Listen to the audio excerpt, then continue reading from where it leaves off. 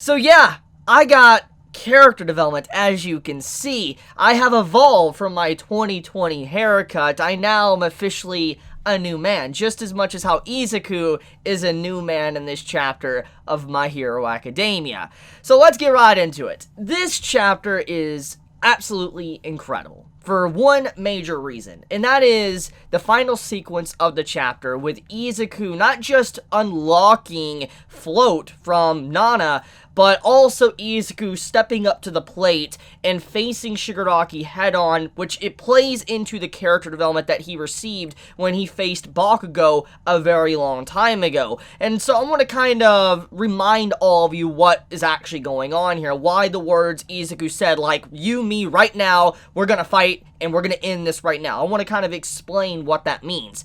So, remember Bakugo's mentality, how he always was as a person. He wanted to win. He thought winning was the coolest thing. That's what you should be as a hero. He felt like if you were backed up against the corner and you were surrounded by 3 guys, you should be able to still win. That's why he was inspired by All Might, because All Might was able to do that, and that's kind of the ideals that Bakugo took from All Might and incorporated into his own style as a hero. And we know Izuku. Izuku is someone that always wanted to protect people. He always wanted to stand there as the front line to make sure people knew he was there, he would save them, etc. And obviously, ever since that fight between Bakugo and Izuku, Izuku has developed in a different way. He has slowly incorporated Bakugo's overall ideals into himself, and the same has been said for Bakugo. Bakugo has incorporated Izuku's ideals of wanting to protect and save others. They have both taken traits from each other and improved upon themselves as heroes. You can even see in this chapter, even though Bakugo obviously feels like he's a little bit weaker, he's falling behind, he does stand there to be able to protect the person behind him, which kind of talks about his character development that he got when he faced Izuku. So we get to see the development from both characters within the chapter, but what really matters is that Izuku isn't just there to protect people. He is now facing this opponent with his back literally up against a wall and trying to, completely fight Shigaraki, bring him down, because he needs to stop him here and now, because it might be the only chance he has to bring something like him down because of just how powerful he is. But okay, before I go any further though with this, I do want to talk about the beginning segment with the whole, class, Class A and all them, and Class B, just getting to see what Gigan did. I want to talk about that first before I get into all of the Izuku and Shigaraki stuff, because there is a lot going on in that, but I do want to talk about the Gigan stuff because it's the first stuff in the chapter. The first page of the chapter is very telling on all of the current emotions going on inside of everyone's head after seeing what Gigan just did. The absolute destruction he did in his path to reach Shigaraki. Seeing just the ground torn up, trees completely removed or disleveled, it's crazy to think. And they got to witness this firsthand, this monster just charging through this without even stopping whatsoever. To all of these top heroes, they were not able to even budge Gigan when he finally got serious to fight. And in that moment, when you see them looking, and you just see their faces, they're in shock, scared, like they have fear on their face, they're scared, in terror, and they're just wondering if all of the heroes down there, are they even alive anymore after what everything. Let's be honest, most likely majority of them is probably gone and dead. I mean, Majestic is probably dead. I'm willing to bet you right now, because of what he did for Class A, like, that man is probably, he's dead, because he was right in the middle of it. He moved all of the Class of UA out of the way from Gigan's rampage, and he was right there. He probably got instantly crushed when Gigan was digging into the ground. So yeah, I feel like the man is gone. Now, we obviously know that Fat Gum was down there, and also Sun Eater, which is very scary. We know there is a lot of good heroes that were down there on the field trying to stop the man, and the question is, who died and who didn't? I want to bet you that Sun Eater didn't die, or Fat Gum. They're too important to the story, like in terms of, where they've been at and their positions with certain characters like Kirishima and all that, and Togata. I just don't think that those two characters would die. I do think that they're probably heavily injured, very, very injured, in fact, and potentially out of this fight for a long time. But I do not think those two characters are dead, even though they were shown within this chapter. But the point, though, is that there is a lot of loss. There is a lot of loss of life. and you just see how Gigan literally cannot be stopped at this point. All of the heroes in the country have been pretty much stationed in 2 different locations. They have been stationed to where Shigaraki is at, and they've been stationed to where Gigan and the mansion and all that was at. And now seeing that the whole blockade against the villains that had Gigan there has just completely collapsed, Gigan is able to go on a rampage and decimate anything in his path to reach Shigaraki, all of the towns and everything. Nothing can hold him back at this point. And then you have majority of the heroes are completely overwhelmed near Shigaraki's location. Like, most of them are either dead, dealing with just the survivors of the city that didn't die, and just dealing with just like a whole devastating event. Like, they're having to keep people calm, deal with Nomu that are currently fighting. There's just so much currently going on. So obviously no heroes really, there's not enough heroes right now. Like, for an oversaturated society of heroes, there is not enough heroes right now because they don't have enough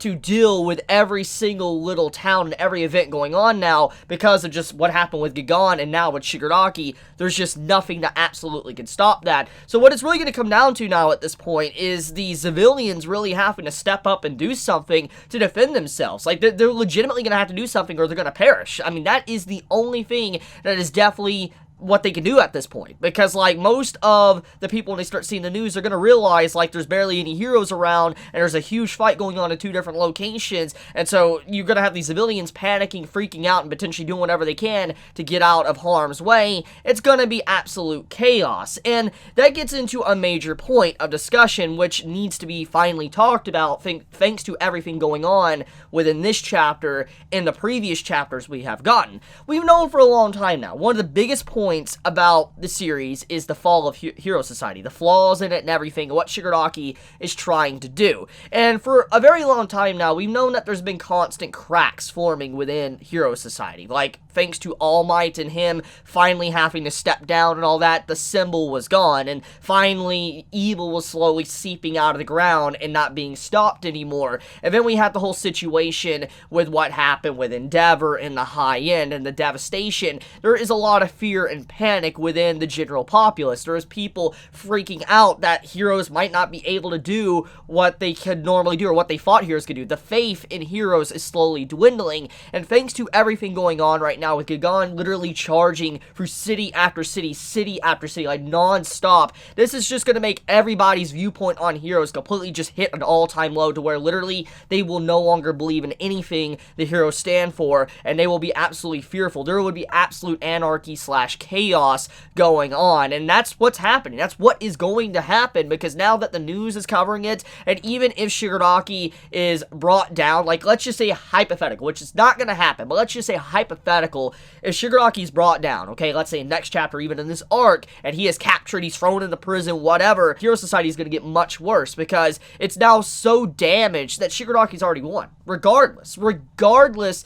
if he is captured or not, he's done so much damage to the Hero Society's image, thanks to what just happened, that there's no repair at this point. There has to be major changes now, thanks to everything, and that's not getting into the topic of Izuku's, one for all probably being exposed at this point, thanks to Black Whip and now Float. I mean, it's just a lot going on, but the point is that even if Shigaraki is defeated and captured at this point, he's already won. Mineta has really went through some character development in these recent chapters, which I think many are going to be a little bit shocked about, because he's always that comedy relief character, the one that usually offers the fan service, etc., trying to talk about different characters. He's always been that character. I know there is a general big amount of the community of My Hero Academia that doesn't like Mineta, and I understand why. I'm not going to get into that, though. That's not what this video is about. But the point is Mineta has definitely shown in these recent chapters he is developing to a crazy extent, especially seeing how he reacted to Midnight and how she's potentially dead, and we don't even know what happened to her, but most likely she might be dead at this point thanks to her speech towards Momo and all of the other class, class members of, UA.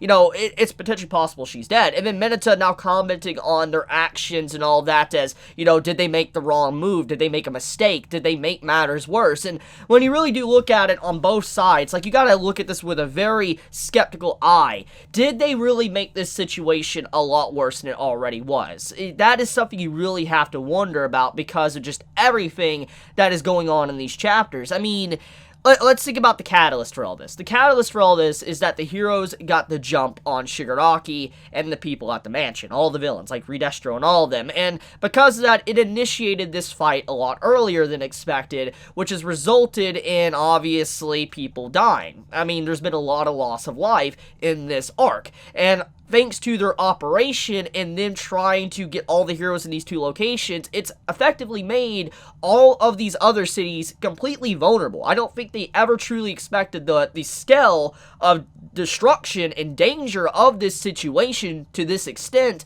because of just how much destruction is going on. And thanks to them putting all of their heroes in these two different locations, it makes the situation that's already bad into something so much worse. So when you really think about it, it makes you wonder, was it the smart idea to attack the villains first? Should they have waited? And the question is, who really knows at this point? Because, I mean, if Shigaraki was at 100%, it's very clear that it would be a lot worse right now. But at the same time, Gagon rushing over like he is and rushing through towns, it's not good. It's not good by any means, and potentially losing Midnight, potentially losing, Hawks, the number 2 hero, and, just losing other heroes, unnamed heroes, the shield hero, all of them, it's quite a loss. A lot of the top 10 heroes are pretty much beyond repair at this point. Hawks is down, Miriko's down, Shield's down, Endeavor's potentially going to be down. I mean, we have, Ruku down. I mean, there is a lot of the top 10 heroes that are effectively down for the count pretty much at this point. So there's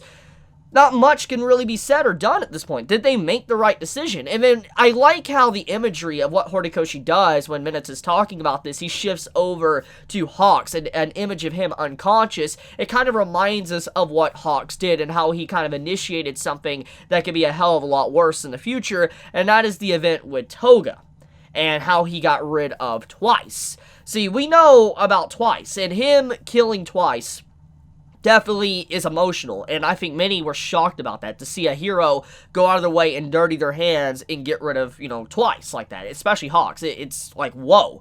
And obviously, if Twice was still around, imagine if he duplicated Gagon. Imagine if he duplicated any of them. It would be insane. And at the end of the day, what Hawks did definitely was the right move. In terms of body count, he definitely saved a lot of people. Like, just imagine, if hypothetically, Twice was around and he got his hand on Gagon.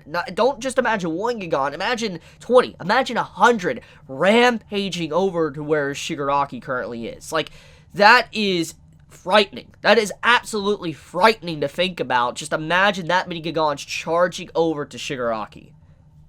Enough said about that. So, when you look at everything, it's very clear that Hawks did the right move. But in turn, because of what he did, he potentially put a spark in certain other villains. He put a spark in Dabi. He put a spark in Toga. He put a spark in Mr. Compress, Spinner, etc. It's going to be a major wave now in that group, and it could be better or worse. Who really knows? Maybe Toga no longer has a reason to be a part of the league. Maybe Spinner wants to leave, and that's actually a good thing to kind of segue into. When you see the destruction of Gagon running through the town and all that, you see all of the different league looking back or doing their own thing while they're on Gagon's back as he's rushing over to Shigaraki. You see Toga, how she looks very upset. She looks sadder. Like, she doesn't really care about the current situation. She seems very indifferent, which makes a lot of sense, really. I mean, she currently has lost pretty much her best friend. Like, her best friend, she literally lost. And she probably is like, this world constantly takes and takes from me.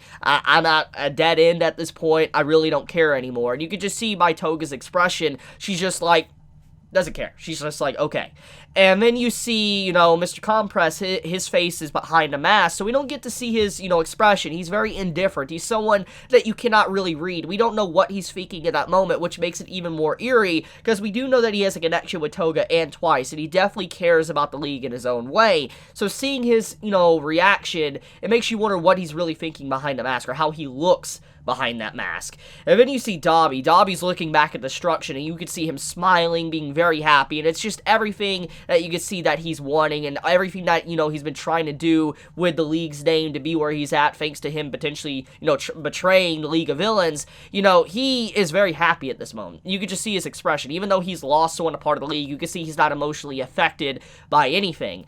Then you see Spinner, and Spinner looks back at everything, and you could just see that he isn't happy And he isn't sad. He looks like he's in deep thought. Like he's thinking about just like, is this really right? Is he doing the right thing? Because you got to think about this. Spinner is a very complicated character. He's went through a lot of development as well. He's someone that wants to go with the flow, jump on the bandwagon. That is his type of character. That's what he's always been and what he admitted to. Why he jumped on with Stain's bandwagon, and then eventually now he's jumped on Shigaraki's bandwagon. He's someone that is quite an interesting character. But at the same time, him looking at the constant loss of life, seeing people die behind him that honestly don't deserve it, makes you wonder what he's currently thinking. Does he regret his decisions? Does he regret actually being a villain? Does he regret following Shigaraki? Or does he realize, even though he regrets it, he's too far gone at this point, that there's just no turning back at this point, and so he must continue on with the choices he made? There's so many questions you can get from just a reaction of all of these League of Villain members. Now, besides that too, we also need to talk about everything else going on with Aizawa. Aizawa, unconscious. Officially unconscious. That means that at this point, going forward from this moment on, Shigaraki is not handicapped. Well, okay, he has a handicap thanks to being only at 75%, but he's not handicapped in terms of not being able to use his quirks anymore. If he wants to go all out, he can go all out, which that is scary. So Aizawa is no longer able to do what he can normally do. He's down, which makes sense. I mean, he literally lost a leg. He's bleeding out. Lack of blood means you're going to get woozy and probably pass out. I mean, the man literally had his face almost completely crushed. He had his heart probably pumping with adrenaline. I mean, he has so much that was going on in the last chapter and previous chapters. It would make sense why the man passed out. You can't really blame Aizawa at this point for passing out, but it still says a lot. With him being out at this point, it's now a straight-up fight. Like, really, the only person that could fight Shigaraki at this point is Izuku. He is the only one that can face him and potentially survive. Potentially. Not even 100% fully survive. But, anyways, I guess it's finally time to talk about the fight and all that. And it opens up with Rocklock talking to Izuku like, Izuku, just run. And Izuku's like, no, I will not. And this kind of does a callback to when we first were introduced to Rocklock when he was talking to Izuku in the Overhaul arc. He was talking about how Izuku and all of them were like kids, and he didn't really trust them because, like, they are putting themselves in harm's way at such a young age. He doesn't want that. And he's someone that has a child, so he is even more attached to that. He doesn't like seeing kids put themselves in harm's way. So that is why he was constantly like he was, like mean and all that to Izuku in the past, is because he was just looking out for him. And in this moment, when he was saying to Izuku, just run, he was still viewing Izuku as a kid. He's like, look, you really need to run. Like, this is that moment where you need to go. And he's like, you really do. But Izuku's like, no. And he was serious, and he just rushed right in. It says a lot about Izuku's mental state, but it also shows even in dire moments, Rocklock is keeping true to his personality, his character of wanting to protect the kids and all of that and keep them out of harm's way. I really like the guy. I hope he doesn't actually die in this arc. He is such a fantastic character. So, Izuku charges over to Shigaraki, and he realizes that Shigaraki is at a limit right now. Shigaraki literally has his body break open. And he's like, well, huh? Like, what's going on? I'm not supposed to have any limits now that my quirks are not deactivated thanks to Aizawa. And then he looks at Izuku and he's like, what's today's date? And I'm not gonna lie, it's pretty funny by the way he reacts to it, but it also brings up a very important question. Technically, Shigaraki has no idea that he, actually was awoken early. When you really think about the entire situation, Shigaraki has no idea that he is at 75%. I mean, how is he supposed to know, technically? For all he knows, maybe he was activated and, like, they attacked at the final time when they were initiating something, so he's like, okay, I'm going all in. But it's interesting that he realizes that he's potentially not at 100%, and this is the first time he now has realized that. It's kind of cool, honestly. I do like how, Horikoshi made it seem like, Shigaraki might have thought he was at 100% the entire time, but he wasn't, and now he's aware of it, and he's like, oh crap, but he's like, he's not holding back because he needs to go all in because he has super regeneration that will fix all his wounds, which this is a big deal.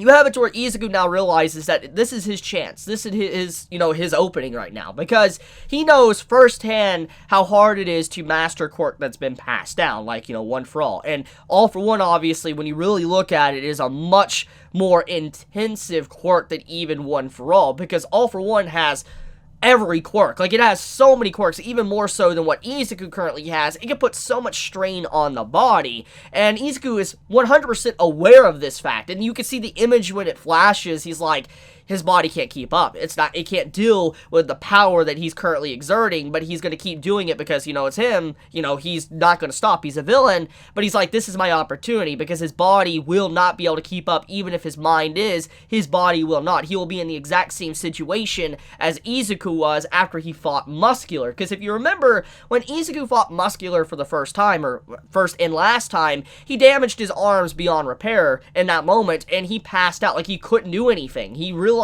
he hurt his body to such an extent he could not keep fighting anymore, even if he wanted to. And that's probably what's going to happen to Shigaraki. He's going to keep pushing himself and pushing himself and pushing himself, using his quirk after quirk to be able to fight, and it's going to push his body to a point to where he no longer can move, even if his mind wants to move. And that is what Izuku is definitely banking on at this point. He's like, I gotta push him. I gotta keep pushing him. I gotta keep making sure that he uses his quirk. But at the same time, you gotta remember that Izuku knows he has limitations too. So is this the moment where Izuku will go beyond all of his limitations and not care about his body? And technically what's going to happen here is the first person's body to break is going to result in who is going to win this. Like, Izuku might be putting his entire body on the line at this point. He might be trying to completely shatter his body and everything before, shatter Shigaraki's body before he shatters his body. And they're probably just going to go all out with no stop whatsoever. I have a feeling that's probably what's going to happen. They're both going to go at each other with no holding back whatsoever. Which, by the way, speaking of no holding back and going at each other,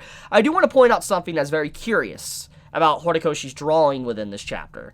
He does not show Izuku's left arm whatsoever. Like, I looked over the chapter quite a bit, and many panels are deliberately drawn in a way to hide Izuku's left arm. Completely hide it, where you cannot even see it whatsoever. Like, you see the final panel where he is holding up everybody with Black Whip. You see that, his arm is covered. You see literally where the clothing is. It's completely destroyed and broken, but you don't see the actual damage on his arm. We don't really know. And we know that his arm went 100%. He used 100% to punch Shigaraki in the previous chapter, and, he disleveled Shigaraki's jaw. And even if Shigaraki wasn't able to damage Izuku's arm, the repercussions of using 100% probably hurt Izuku's arm. And I really do wonder what state Izuku's arm currently is in, because we did not get to see it at all in this chapter. It was constantly hidden throughout the chapter. I have a really good feeling at this point, Shigaraki and Izuku are both without one arm. They're both going to be fighting basically with one arm down throughout the